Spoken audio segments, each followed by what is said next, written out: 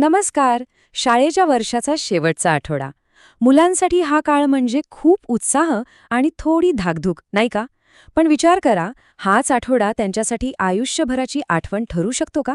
आज आपण एका अशाच अभ्यासक्रमाबद्दल बोलणार आहोत, जो खेळ आणि अनुभवातून शिकवतो आणि शाळेच्या शेवटच्या आठवड्याला एका खऱ्याखुऱ्या आनंद सोहळ्यात बदलून टाकतो. चला, पाहूया हे नक्की कसं घडतं. शाळा ही आनंदाची जागा आहे.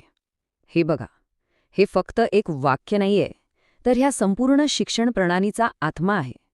इथला प्रत्येक खेळ, प्रत्येक गाणं आणि प्रत्येक उपक्रम ह्याच एका विचाराभोवती तयार केला गेला आहे. चला तर मग या आनंदी शाळेच्या प्रवासाला आपण सुरुवात करूया. तर या शेवटच्या आठवड्याची गंमत काय माहितीये?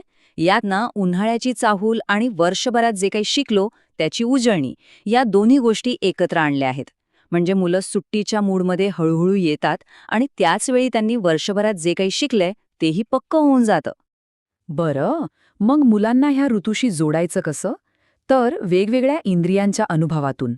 आणि याची सुरुवात होते उन्हाळ्यातल्या सगळ्यात आवडत्या गोष्टीपासून, ती म्हणजे रसरशीत फळं. उन्हाळा म्हटलं की डोळ्यासमोर काय येतं? आंबा, कलिंगड, द्राक्ष, बरोबर? तर या अभ्यासक्रमात मुलांना याच फळांची ओळख करून दिली जाते. आंब्यासारखा फळांचा राजा, कलिंगडासारखं थंडगार फळ. यातून त्यांना निसर्गाचं चक्र आणि ऋतूनुसार काय काय मिळतं याची अगदी सहज ओळख होते. आता ही गोष्ट बघा किती इंटरेस्टिंग आहे. एका साध्या आंब्याचा वापर करून आंबट आणि गोड यातला फरक किती सुंदरपणे शिकवला जातोय. कच्ची कैरी जी हिरवी असते तिची चव आंबट, आणि तोच आंबा पिकल्यावर पिवळा होतो आणि त्याची चव लागते गोड. म्हणजे रंगाचा संबंध थेट चवीशी जोडला जातो. कमाल आहे ना? फळं खाऊन तरतरी आली. आता वेळ आहे स्वतःची काळजी घ्यायची.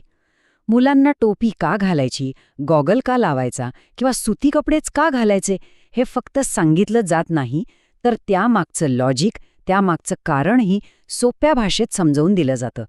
त्यामुळे शिक्षण फक्त पुस्तकात राहत नाही, तर ते त्यांच्या रोजच्या जगण्याचा एक महत्त्वाचा भाग बनतं.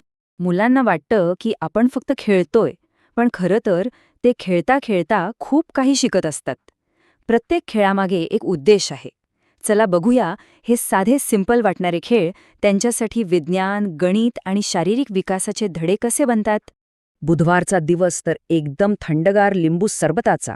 आणि गंमत म्हणजे बाजारातल्या पेयानेऐवजी घरी बनवलेल्या सरबतावर जोर दिला जातोय, जे चविष्ट तर आहेच, पण हेल्दी सुद्धा आहे. आणि इथेच तर खरी गंमत आहे.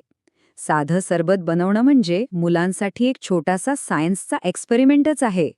साखर आणि मीठ पाण्यात विरघळतं, ही संकल्पना जी त्यांनी वर्षाच्या सुरुवातीला शिकलेली असते त्याची इथे अगदी सहजपणे प्रॅक्टिकल उजळणी होते.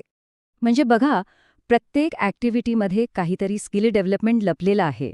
कलिंगडाच्या बिया मोजताना अंकज्ञान पक्क होतं, कागदाचा गॉगल बनवताना क्रिएटिव्हिटी वाढते, तर ओला स्पंज पिळताना हाताचे स्नायू मजबूत होतात. प्रत्येक खेळातून काहीतरी नवीन शिकायला मिळतं. ओके, तर आठवडा जसजसा पुढे जातो तसतसं नवीन काही शिकण्याऐवजी वर्षभरात जे काही केलंय, जे काही शिकलोय त्याच्या आठवणींना उजाळा देण्यावर भर दिला जातो. आणि ही उजळणीसुद्धा तितकीच मजेशीर असते. शुक्रवारची सुरुवात होते एका खूप महत्त्वाच्या प्रश्नाने, मी काय शिकलो? आणि यातलं सगळ्यात सुंदर काय माहितीये? इथे उत्तर बरोबर की चूक याला महत्त्व नाहीये. महत्त्व आहे ते आपण किती काही शिकलो याचा आनंद साजरा करण्याला. शिक्षक कसे प्रश्न विचारतात बघा, अगदी सोपे. चला तुमचे डोळे दाखवा, किंवा वाघासारखा आवाज काढून दाखवा. आणि मग काय, अख्खा क्लास हसण्या, खेळण्याने आणि उत्साहाने भरून जातो. आणि मग एक खूप सुंदर ॲक्टिव्हिटी होते. सुट्टी लागण्यापूर्वी मुलं आपल्या जिवलग मित्रांसाठी स्वतःच्या हाताने भेटकार्ड बनवतात. यातून त्यांची क्रिएटिव्हिटी तर दिसतेच, पण मैत्रीचे नाते अधिक घट्ट होतं. आणि मग येतो तो दिवस ज्याची मुलं आतुरतेने वाट पाहत असतात. आठवड्याचं शेवट एका अशा गोड निरोप समारंभाने होतो, जो वर्षभराच्या आठवणींना कायमचं मनात साठवून ठेवतो. हा आकडा दिसतोय 35. हा फक्त एक नंबर नाहीये, हे प्रतीक आहे त्या 35 आठवड्यांचं, ज्यामध्ये मुलांनी खूप काही शिकून अनुभवलं, त्यांची वाढ झाली. त्या सगळ्या प्रवासाचा हा कळस आहे. शेवटच्या दिवसाला एक खूप छान नाव आहे, आनंद मेळावा. आणि नावाप्रमाणेच इथे फक्त आणि फक्त आनंद आहे. कसली भाषणं नाहीत, मोठे कार्यक्रम नाहीत, फक्त मित्रांबरोबर डबा शेअर करायचा आणि फुग्यांसोबत मनसोक्त खेळायचं.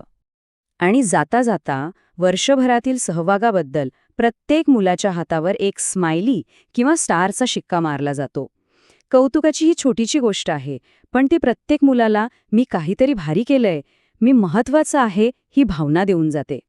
या अभ्यासक्रमाचं सगळ्यात भारी वैशिष्ट्य म्हणजे तो फक्त शाळेच्या वर्गापुरता नाहीये, तो पालकांनाही सोबत घेऊन चालतो. पक्ष्यांसाठी पाणी ठेवण्यासारख्या छोट्या गोष्टीतून मुलांमध्ये सहानुभूती कशी वाढवायची किंवा फळं खाणं हा एक खेळ कसा बनवायचा यासारख्या अगदी सोप्या टिप्स पालकांना दिल्या जातात. आणि हे सगळं आपल्याला एका खूप मूलभूत प्रश्नाकडे घेऊन येतं, की शिक्षणाचा खरा उद्देश काय आहे? फक्त माहिती देणं की असे आनंदी अनुभव तयार करणं? कारण एक गोष्ट नक्की आहे, जेव्हा शिक्षण हे अनुभवावर आणि आनंदावर आधारलेलं असतं ना, तेव्हा ते आयुष्यभरासाठी लक्षात राहतं.